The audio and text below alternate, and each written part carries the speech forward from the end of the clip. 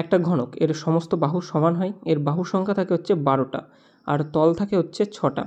মনে রাখবেন প্রত্যেকটা তল কিন্তু একটা বর্গক্ষেত্রের মতো। আর কৌণিক বিন্দু অর্থাৎ এরকম কৌণিক বিন্দু থাকে কতগুলো? 8টা। এবার দেখো একটি তলের ক্ষেত্রফল, বললাম না একটি তল স্কোয়ারের মতো বা বর্গক্ষেত্রের মতো, তাহলে একটি তলের ক্ষেত্রফল কী হয়ে যাবে? বাহু স্কোয়ার। আর সমগ্র তলের ক্ষেত্রফল, টোটাল কতগুলো তল আছে? টোটাল তল আছে আমার 6টা, তাহলে সমগ্র তল হয়ে যাবে 6a স্কোয়ার। পার্শ্বতলের ক্ষেত্রফল, টোটাল পার্শ্বতল কতগুলো আছে বা দেওয়াল কতগুলো আছে? দেখো 4টে। উপরের আর নিচেরটা যদি আমরা বাদ দিই, টোটাল দেওয়ালের সংখ্যা আমার 4টে, তাহলে পার্শ্বতলের ক্ষেত্রফল হয়ে যাবে 4a স্কোয়ার। এবার আয়তন, দেখো কোনো কিছুর আয়তন সর্বদা দৈর্ঘ্য ইন্টু প্রস্থ ইন্টু উচ্চতা হয়, তাহলে এর তো সব কিছুই সমান, তাহলে দৈর্ঘ্য ইন্টু প্রস্থ ইন্টু উচ্চতা অর্থাৎ কী হয়ে যাবে? a কিউব বা বাহু কিউব। আর কর্ণের দৈর্ঘ্য হয়, দেখো বর্গক্ষেত্রের ক্ষেত্রে হচ্ছে বাহু রুট 2 আর এক্ষেত্রে হয়ে যাবে তোমাদের বাহু রুট 3। এটা যদি তোমরা বুঝে থাকো তাহলে এটার অ্যান্সার কমেন্ট বক্সে জানাও।